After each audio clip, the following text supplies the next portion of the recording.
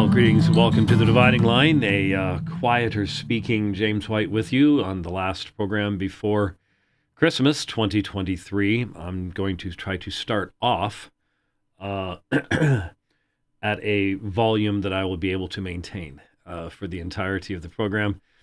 It seems I'm not the only one dealing with the respiratory stuff. Isn't it strange that the world's not shutting down yet?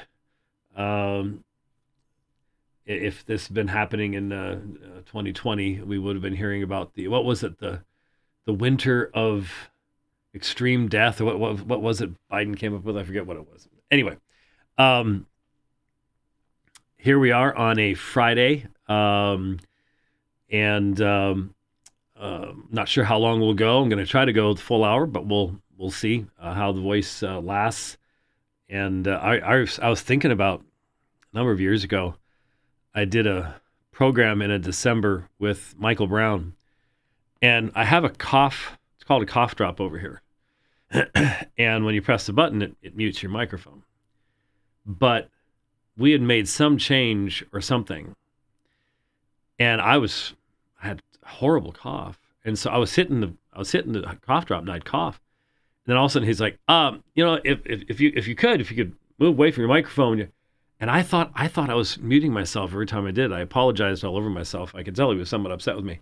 But it was just, I thought I was doing it, but I wasn't. It's just part of one of the things that happens when you sit in front of a microphone, and it's January, just seems to be a regular thing. And I was at church on Sunday, and I'm pretty sure I got exposed to something, but that's though that didn't happen in 2020 and 2021. It's really weird, strange. Makes you wonder about contrails and stuff like that. By the way, Rich, the Rich Cam mount is holding on by only one of the little round thingies on the window, so I took the camera off because that didn't look safe. If the other one goes, then it all falls down, and we don't want that happening. So, just thought I'd let you know that. He knows what I'm talking about. It is the 22nd of December, which sadly means that starting tomorrow, the days will start getting longer. Thankfully, very slowly. I know for many of you, this is a happy day. For those of us in Phoenix, Arizona, it is a dark day. It does happen to be a dark day today. In fact, we got a real good amount of rain this morning, and we're supposed to get more through tomorrow. But yeah, no, we're in Phoenicians are not big on the days getting longer thing, because it's gonna come again. It's coming back. It's how it is. Anyway, the 22nd of December, I realize that there are a small number of you out there who read a lot of Puritans, and so you're not doing anything come Monday.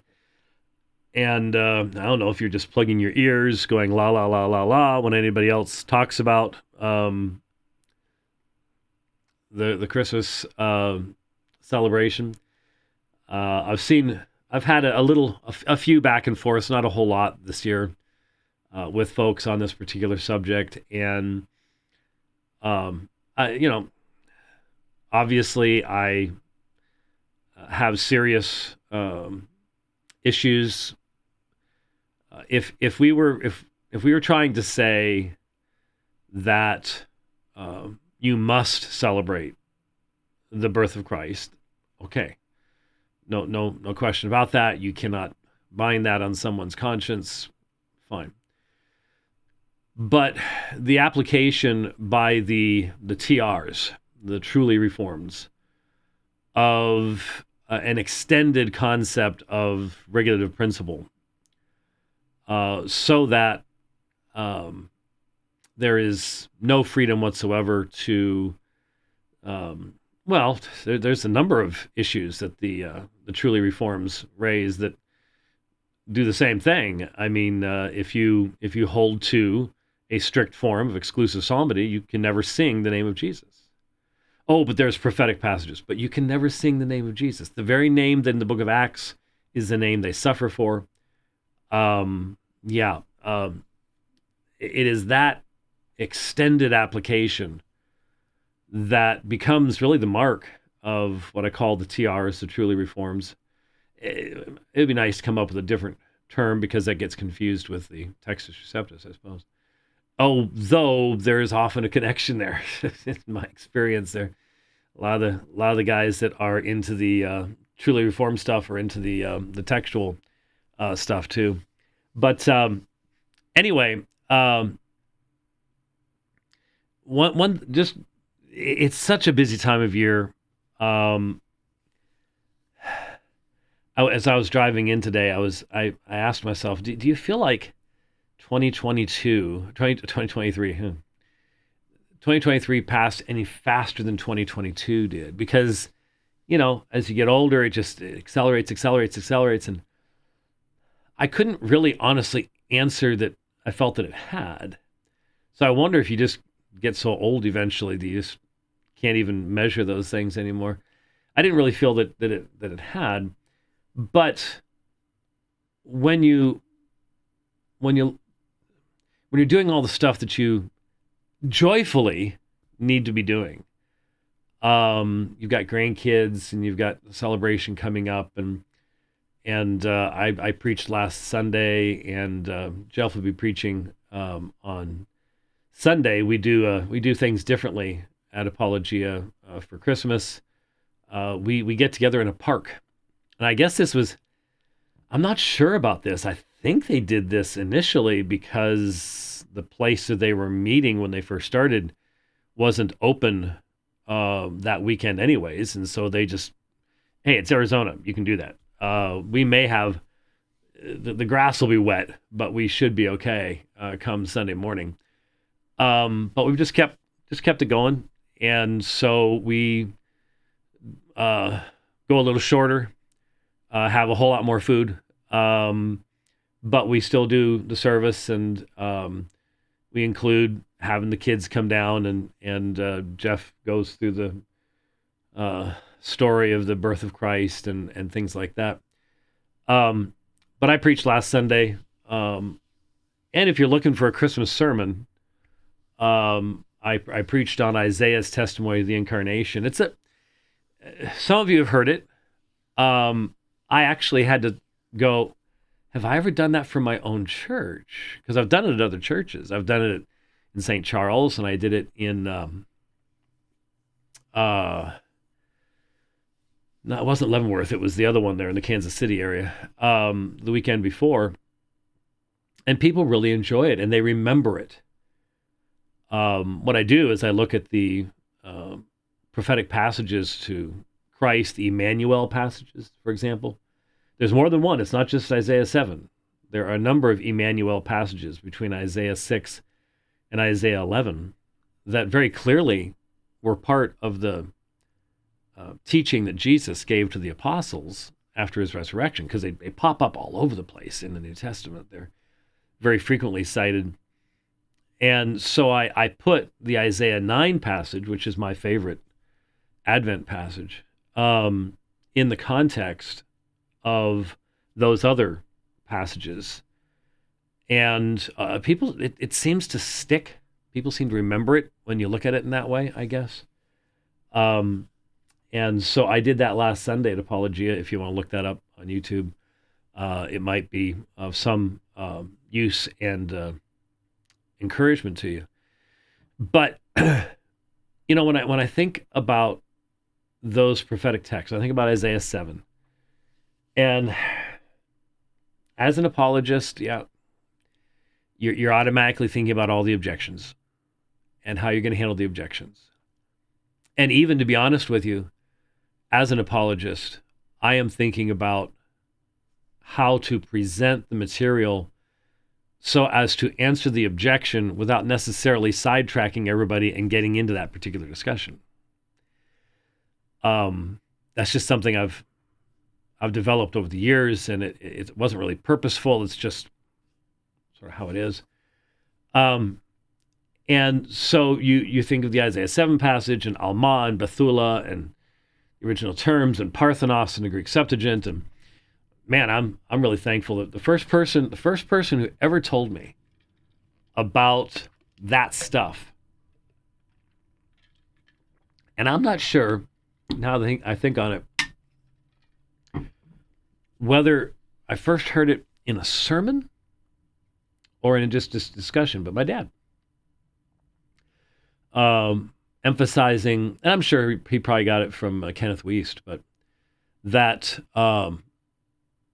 Luke, being a physician, certainly would have known what Parthenos meant in a very specific way. And this was in reference to defending the virgin birth, which I haven't heard a lot about it this year, but always this time of year, somebody's attacking that and mocking it and doing stuff like that. But the same thing with Isaiah 9.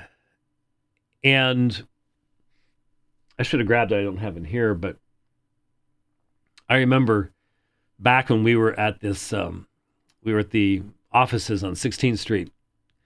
This is back in the uber poor days of the beginning years of Alpha and Omega Ministries. I remember, I think we scheduled sort of a Advent study or something like that, and I had most of the lights off. I had some candles going, and probably had a few Christmas lights up, and I was preparing for that that presentation, and I was reading from, well, it had to have been in seminary because, well, I'm not sure. Anyways, I was reading from Kyle and Delitzsch's commentary on the Old Testament, and I was reading what they said about Isaiah 9, and I had to smile a little bit because basically what they said, I could probably pull it up. I have it in accordance, but basically, being the scholars and having the German rationalistic background behind them, they sort of had to just go.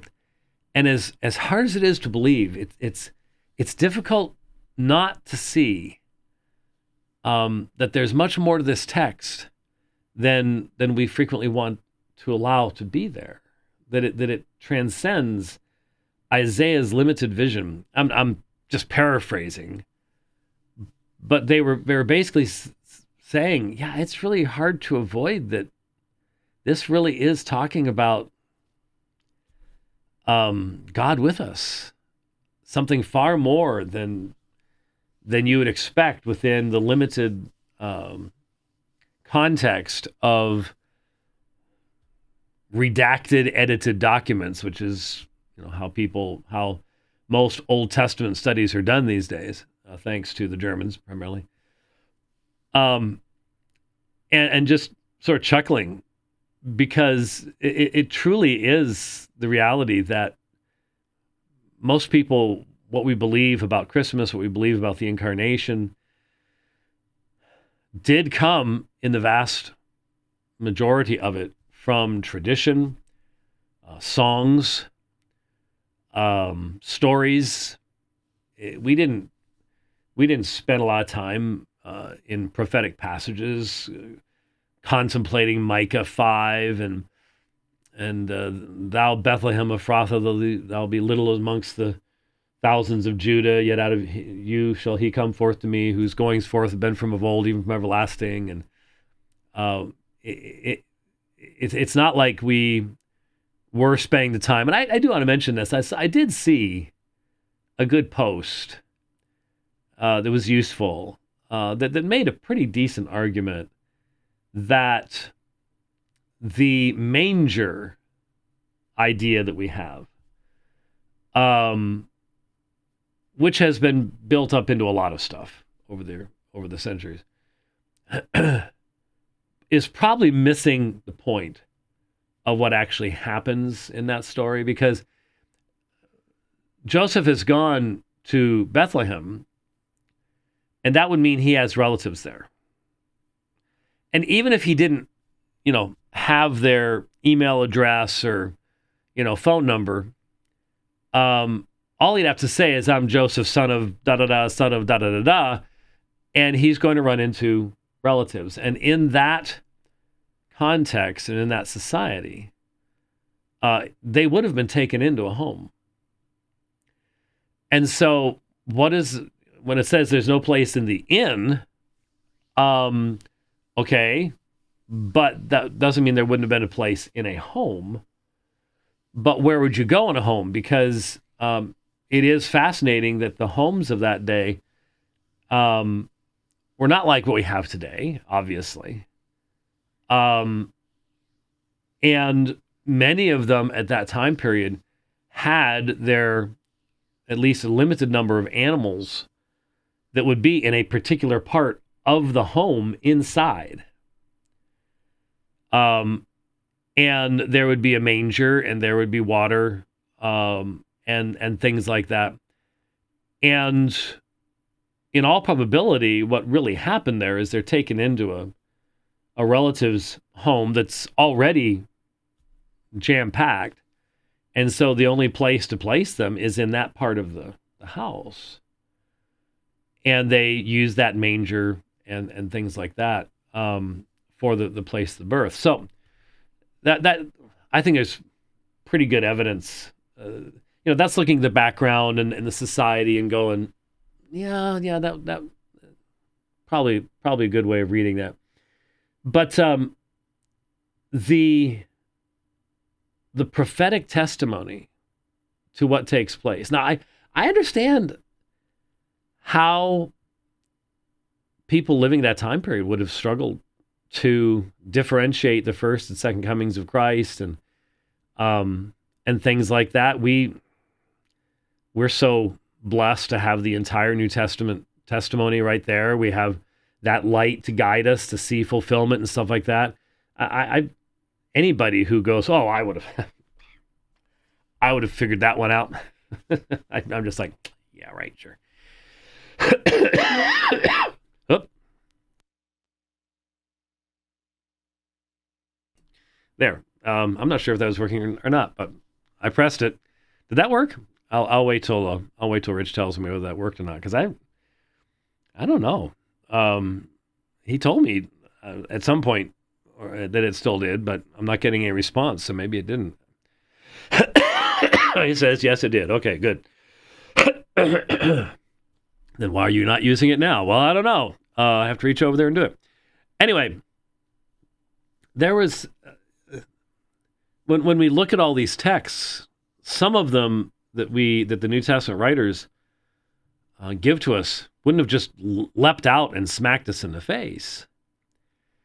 And the problem is, we live in a rationalistic day, where the idea that this is a unified whole, and that it is of a different nature than anything else we possess, is just, it's not what you get in the majority of theological education today. And I'm afraid we have been deeply influenced by that as well.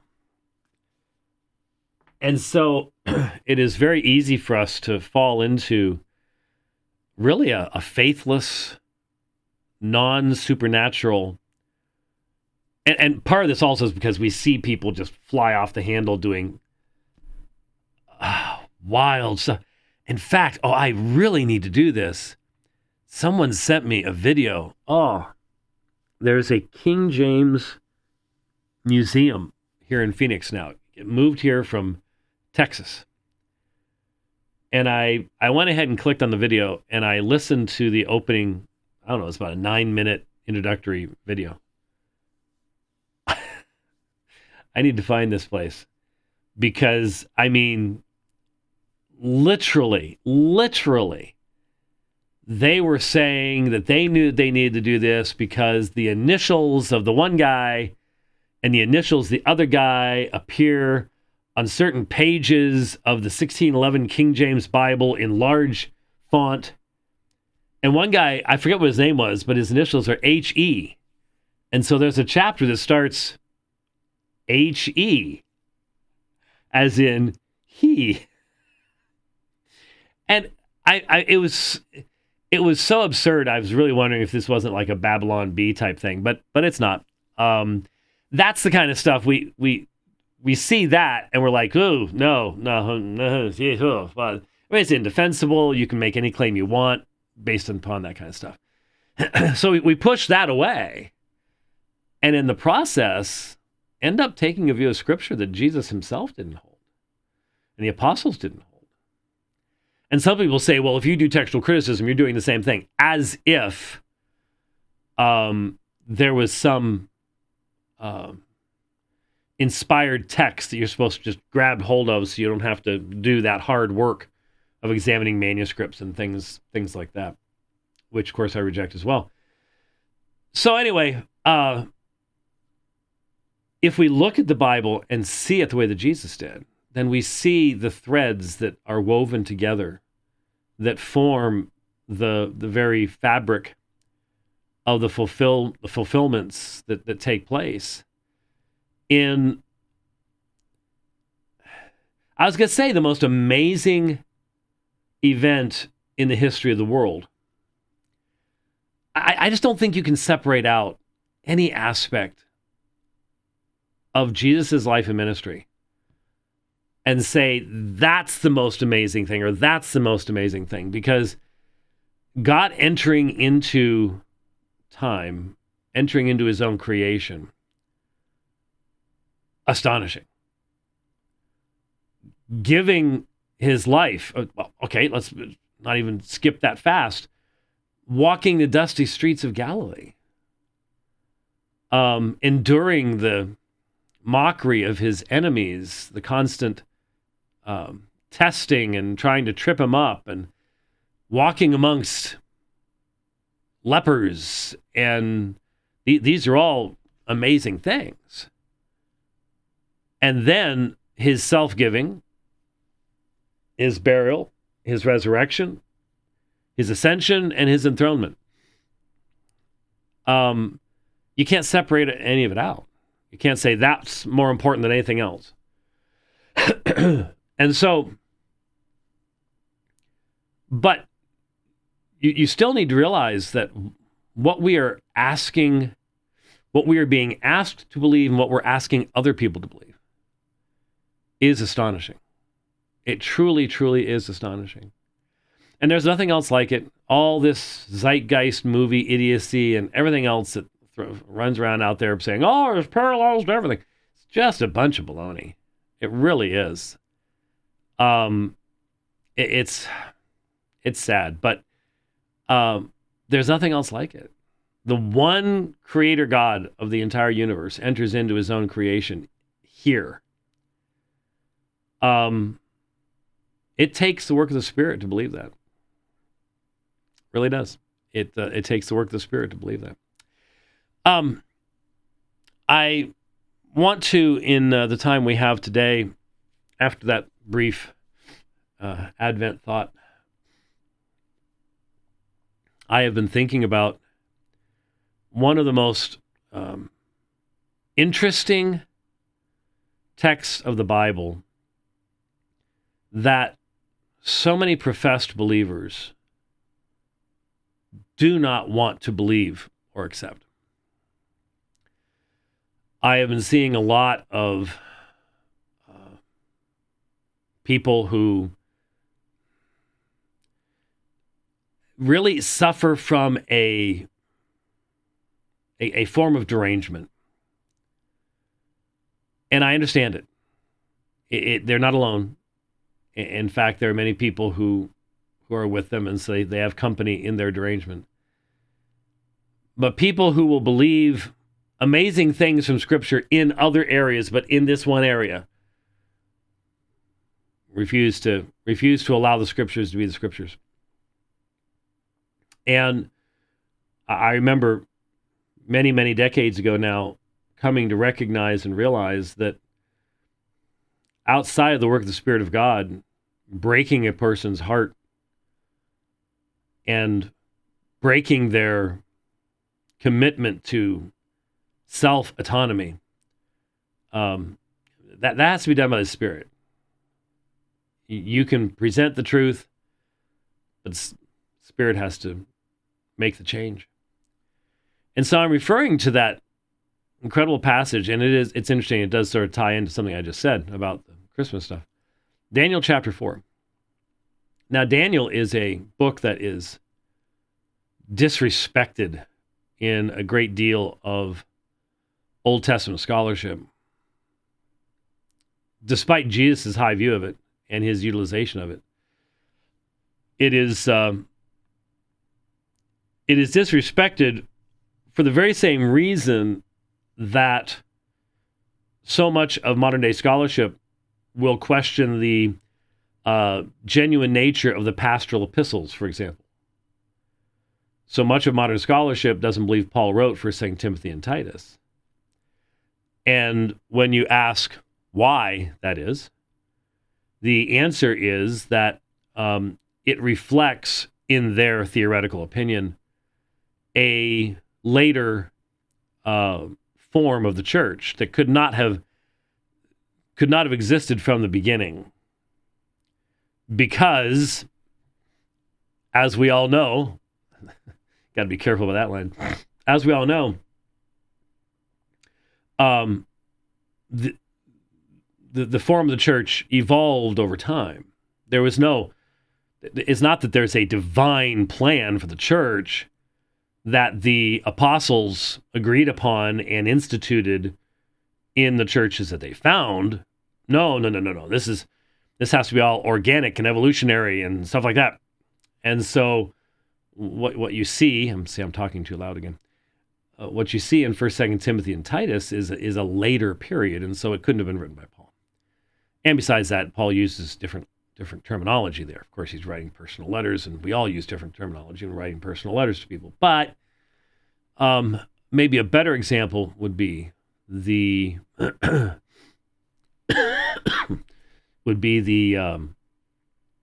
assertion on the part of the, again, large majority of what's called Old Testament scholarship, that Isaiah's prophecy ends with chapter 39. And beginning in chapter 40, you have Deutero-Isaiah. And what's the primary reason for that? Prophecy. Just as Daniel has prophecy concerning future events that can be clearly tied to Greece and Rome and things like that, Isaiah names Cyrus by name.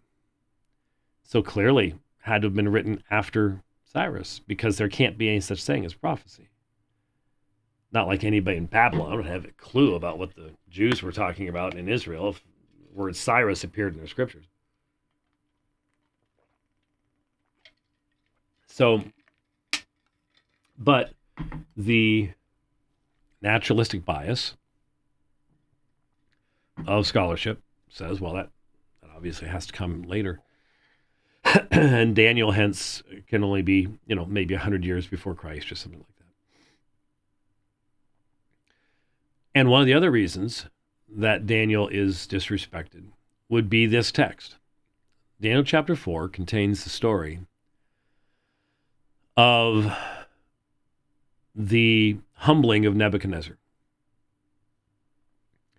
And again, if you approach this from a naturalistic perspective, then you are going to ask the question, is there any evidence of this humbling of Nebuchadnezzar outside of the book of Daniel? And the answer is no. Now, that type of objection works really well with modern people who are accustomed to thinking that everyone in the ancient world recorded history the way we do. With recording devices, every person anymore is walking around with high quality recording devices on them, audio and video. And we just don't understand how utterly rare that is, and the younger generation doesn't even know what the world could possibly have been like without that as an aspect of things. And so the vast majority of ancient history was not recorded by eyewitnesses, did not have video or audio recordings or anything like that. And so There's all sorts of stuff you'd find in Pliny and Tacitus and Suetonius and the Greek historians that the only reference we have to that event happening is in them. And the same thing with the Bible. And then what happens is, more archaeology takes place, and oh, hey, look, this must be what that person was talking about, and it ends up getting verified. Anyway, so there is no external evidence of Nebuchadnezzar's humbling. And for a lot of people, that's enough to cause them to be troubled, because the way it's presented is they're assuming that there should be, when in reality, if they understand history, they should assume that there isn't, and there wouldn't be, and that it would be shocking if there was, for two reasons. The first reason is just simply, as I mentioned earlier, we're talking about ancient history and having extensive, multiple sourced. The only place you'll get multiple sourced data in ancient history is on dates. So you'll find these stela, and they've inscribed things on these stela, and an archaeological dig will take place, and they find a stela that's been buried for thousands of years. You dig it up, you find a way to translate it, and lo and behold, you have a mechanism, a means of verifying written documents that were transmitted much later. So you can do a lot of dates. There's a fascinating book called, fascinating, that's a very relative term, The Mysterious Numbers of the Hebrew Kings, I think is what it's called. The only reason I know about that was because you sort of have to study that one to deal with Jehovah's Witnesses, and they're now passing from the scene 1914 prophecy. But anyway, so the first reason is you wouldn't expect to have multiple sources attesting something like that. But here's the real obvious one to me that, again, people just don't think about. And that is, if the leader of your empire started crawling around in the backyard eating grass, is that something you would tell the world about? Now, we're sort of in a similar situation, but a very different type of context than they were in the ancient world. I mean, that would invite your enemies to come down on you in a second, which is what we're doing in the United States, actually. Our leaders pretty much at the same level. But in the ancient world, that was the clearest sign of weakness. And so it wouldn't make sense that if it did happen, that it would be talked about, that it would be recorded, because of the devastation it could possibly cause to the Babylonian Empire at that time. So when you hear arguments like that, you need to get enough background to go, that's not really a strong argument. But beyond that, if Nebuchadnezzar ends up, see, we can't tell from this text if Nebuchadnezzar ends up as a worshiper of the one true God. Let's read it so we know what we're talking about. I guess I'm assuming everyone knows what I'm referring to.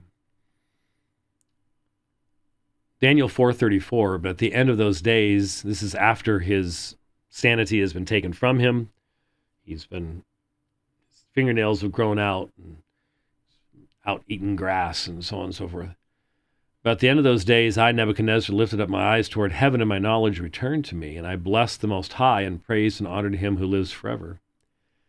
For his dominion is everlasting dominion, and his kingdom endures from generation to generation. And all the inhabitants of the earth are accounted as nothing. But he does according to his will in the hosts of heaven and among the inhabitants of earth. And no one can strike against his hand or say to him, what have you done? At that time, by the way, that's all in poetic. From halfway through verse 34 through verse 35 is in poetry. At that time, my knowledge returned to me, and my majesty and splendor returned to me for the glory of my kingdom, and my high officials and my nobles began seeking me out. So I was reestablished in my kingdom, and extraordinary greatness was added to me. Now I, Nebuchadnezzar, praise, exalt, and honor the King of heaven, for all his works are true, and his ways are just, and he is able to humble those who walk in pride. So much there, but again, if you go by a commentary, that's a little bit weird. I just go over at Twitter and there I am talking. Anyway, if you go by a commentary on Amazon, or if you actually find I actually ran into where was I? St. Louis. I had to go to a Apple store, and it was in a shopping mall. They still have shopping malls some places. It was interesting, though you could tell they're struggling. But if you find a bookstore someplace and you buy a commentary on Isaiah, or Daniel, I'm sorry, or Isaiah, either one, they're going to. There's a 99% chance that it's going to be coming from a naturalistic perspective. And so they're going to look at something like this and go, this is clearly Jewish midrash. It's Jewish. It's wishful thinking expressed in the book of Daniel. That's what they're going to tell you. You know, before it disappears, I should repost it. There you go. Maybe for other people tune in. It's wishful thinking. Nebuchadnezzar never said anything like this. The reason being they don't believe in the miraculous. They don't believe that God could break into a great world leader's life in such a fashion, maintain his kingdom while he's non-functional, and then bring him back to rationality, and in so doing, derive from him this confession of faith of monotheism. So it's real simple. If you don't believe that God does stuff like that, then this is just Jewish polemic and nothing more. But I think even when you read it, you would think that someone could say, if someone says, now I, Nebuchadnezzar, praise, exalt, and honor the King of heaven, for all his works are true and his ways just, and he is able to humble those who walk in pride. Didn't he die as a worshiper of Yahweh? I could wish that were the case. I do wish that would be the case. I think it'd be awesome to encounter Nebuchadnezzar in heaven someday, as one who was by God's sovereign grace brought out of the idolatry of his ancestral religions. But even if this is just simply the recognition on his part of his own hubris and God having humbled him, what he professes and confesses is truly amazing, because it is a much higher profession than most professing Christians have. And this from a pagan king, or maybe newly converted pagan king. I suppose we could go there if we want to. His dominion is an everlasting dominion, and his kingdom endures from generation to generation. This is one of the most powerful men in the world, but he recognizes that his dominion is not an everlasting dominion. He thought it was, and it was taken away from him. But he is eternal. His kingdom endures from generation to generation, and all the inhabitants of the earth are accounted as nothing. That's the line that bothers everyone. That's the line that makes this text problematic for all of those who honestly believe that the central functional determiner of what takes place in time is not God, but it's man. God can fiddle with the big stuff. He can keep asteroids from slamming into the planet and wiping everybody out. He can do the natural world stuff, the flood stuff, the earthquake stuff, the volcano stuff. But when it comes to individual salvation, no. Now, the problem is Yahweh plainly violated Nebuchadnezzar's free will in Daniel chapter 4. What he had done with Shadrach, Meshach, and Abednego hadn't exactly been naturalistic either. But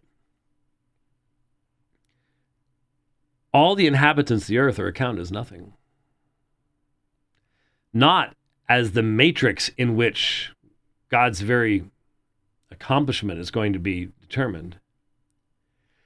But he does according to his will. He does according to his will, not man's will, not what man's will allows him. He does according to his will where? Well, in the host of heaven. And if it stopped there, a lot of folks would say, okay, good enough.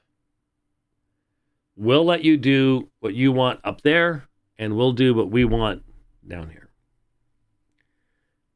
But as you know, just as in Psalm 135:6 and other places, that option is not given to us. He does according to his will in the host of heaven and among the inhabitants of earth. You know, it's interesting. The ancient readers of this would not have thought of our polemical and controversial context in reading these words. What I just said about in the host of heaven among the inhabitants of earth, in their world, the much more amazing statement of power on God's part would be in the host of heaven. Because for most of these people, what mankind experienced was the result of these cosmic forces battling things out and just using men as pawns. And so for them, saying that he does according to his will in the host of heaven would have been the greatest statement of power. But it also would have been and is a vitally important statement of stability. And we struggle here because ancient cosmology, ancient religions, I know that when you delve into Canaanite religion, Babylonian religion, Assyrian religion, they all share a great deal with each other. And instability, unpredictability, fate. When there's a couple of just completely deranged people on Twitter. Well, actually, there's more than one completely deranged person on Twitter. I just didn't come out quite right. But these, Calvinism is a lie, and these weird deranged people on Twitter. The guy talks about the Calva God and things like that.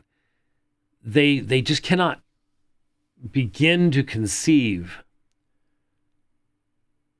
of how important it is that there is a God who is ordering his universe. They just see this as some type of terrible, horrible North Korea thing. When the reality is that in the ancient world, those ancient religions of men, there was no predictability. You didn't know what the gods were going to do. They could change. One of them, like I said, one of those guys was saying that according to Calvinism, salvation is completely of fate. You obviously don't know a thing about the fates or what fate means. Fate's impersonal. Fate's random. There's no stability. There's no purpose. There's no personality. And so it's not even close to what a Reformed person would actually believe, or any Christian should ever believe. Because what he does according to his will.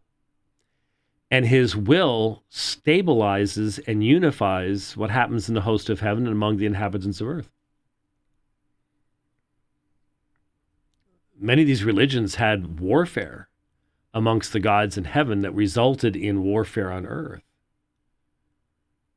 This is a completely different understanding of the world. And we might think today, people have always believed that. No, they didn't. No, they didn't. There is a polemic here. There is an apologetic in these words when you allow them to say what they need to say. He does according to his will in the host of heaven and among the inhabitants of earth. Not just with one or two, not just with the big boys like Nebuchadnezzar. There was a lot that had to happen to put Nebuchadnezzar where he was, to keep him in power during his period of insanity, to restore his glory and dominion to him. A lot of lesser people had to be a part of this decree of God. So it then says, and no one can strike against his hand or say to him, what have you done? And yet this is the essence of human-based religion, is to strike against his hand. Say to him, what have you done? A lot of you know that back in September, we adopted a little kitten that was found at my son's work. We've named him Deanie, and he's growing and growing, and he's a happy cat. And then we adopted a little tortie female. She has tortitude too, from PetSmart, and she loves me. And she's starting to love my wife too, which is really nice. And she's just a sweet little thing, but boy, she's in charge. But she doesn't jump up on my computer. She came close earlier today, but she didn't get up there. But Deanie does, and I'm constantly having to put the lid down, and it goes to the two monitors, and I can still function that way. Because he simply has to get on that computer. And I'll be sitting there and I'll be trying to type, and he'll start reaching over for that keyboard, and I got to move him out of the way. He's already done some really interesting things. He's shut the system down. He's done all sorts of, man, it's amazing what a cat can do. But I'm having to, and I'm a lot bigger than him. So I can strike against his paw. I can move him out of the way fairly easily. No one can do that with God. No one can strike against his hand. No one can say, no, you're not going to do that to me. No, you're not going to put me in that situation. It's not possible. No one can say to him, what have you done? Though we do say, what have you done? Over and over and over again. But to no avail. And when his knowledge is returned to him, now I, Nebuchadnezzar, praise, exalt, and honor the King of heaven. That's when you have true knowledge from on high, when you are functioning as the creature of God you have been made to function as. You're going to praise and exalt and honor the King of heaven. And he does. And he comes to understand, for all his works are true and his ways just. Now, Nebuchadnezzar does not have knowledge of all of his ways and all of his works, but he knows that the King of heaven must act in such a way, not to some external standard, but consistently with himself. All his works are true, his ways just, and he is able to humble those who walk in pride. And it constantly amazes me that professing believers will not listen to these words. They will not hear what these words are saying. They rebel against these words. So,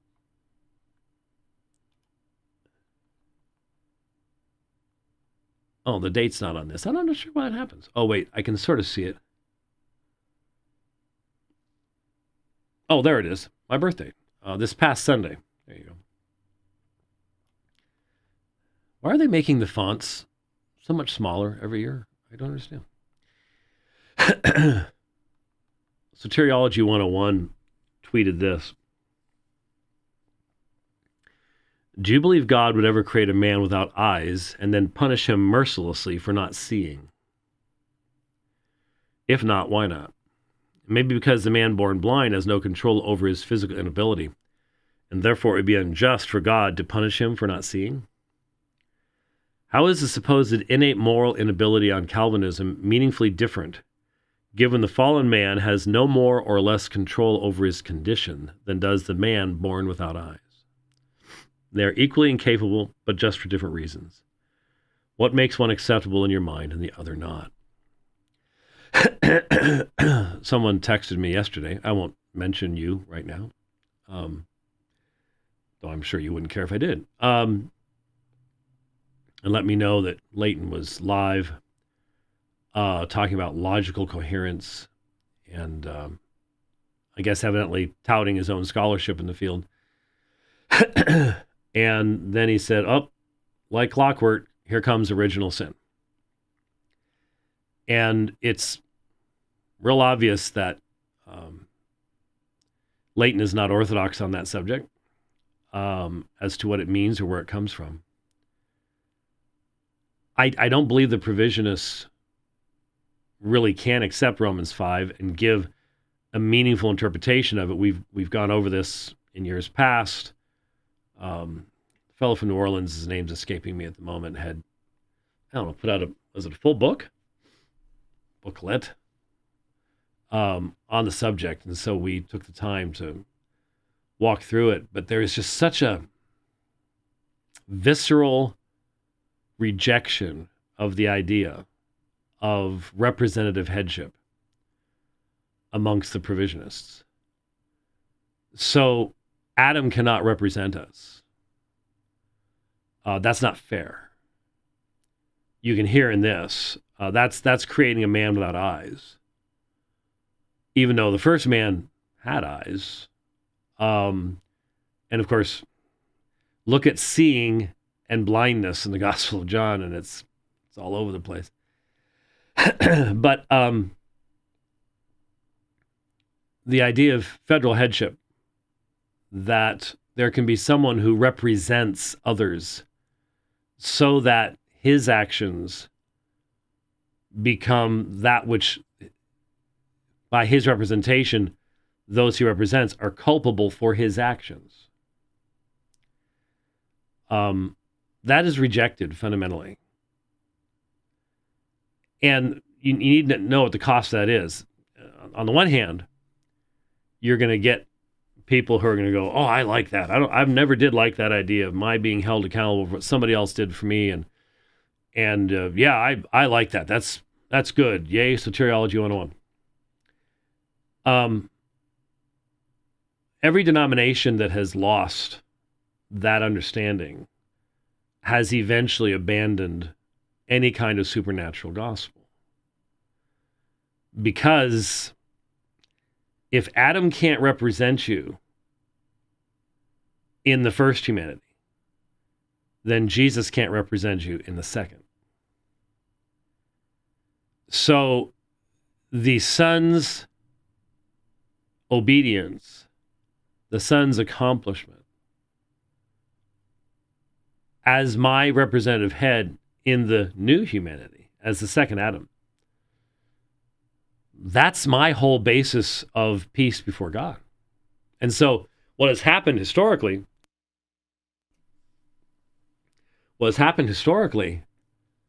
is that when original sin and federal headship has been abandoned by denomination, always as a result of a fundamental collapse in a view of Scripture as a consistent, inspired whole.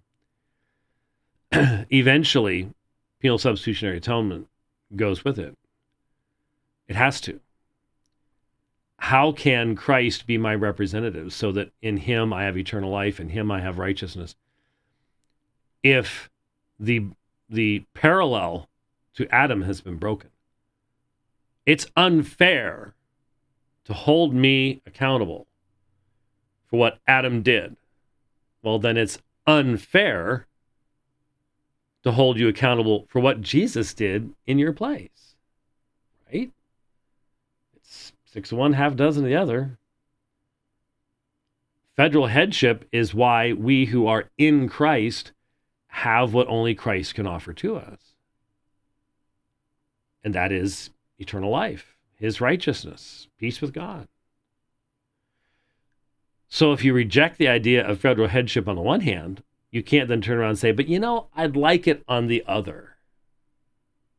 That doesn't work. And so this is at the very heart of this attempt to turn rebel man in love with his sin, in love with his rebellion, the man described in Romans 1, into the poor, helpless, innocent victim who's born blind. And then the big, mean Calvi God punishes him for being blind. There are fundamental biblical revelations that have to be minimally modified, if not just directly denied, to end up with that kind of argumentation. And that's exactly what you get when you listen to what's coming out of Soteriology 101. And it seems to me that it's getting more strident with the passing of time. I suppose I could be wrong. I don't listen to them. People send me stuff all the time. People quote stuff, and that's what I'm looking at. So maybe it's just been as strident all along. I don't know. But it certainly seems to be that way, as I'm seeing it. I was going to go to Jeremiah chapter 19. We might do that at some point, because I wanted to look at a straw man misrepresentation from Leighton on Jeremiah 19 and walk through that text as well, because it's one of the standard open theist texts. So it doesn't surprise me whatsoever that he's playing with it, because I just think someday that's going to happen. We're going to see it. The consistency will finally follow through, but we will see. So I would like to wish you and yours, if you celebrate, a beautiful Christmas holiday on Sunday, the Lord's Day. I'm sure many people will be focusing upon the tremendous act of condescension found in, well, really Philippians chapter 2, not just Luke chapter 2, but Philippians chapter 2. And I hope you have a tremendous time with your family. If they're far away, if you're alone, I hope that you have a good fellowship to be a part of. And even if you're separated, even from there, due to many circumstances, I pray that the Spirit will be your comforter and your peace at this time as well. So thank you for watching the program today. We'll see you after the Christmas holiday. God bless.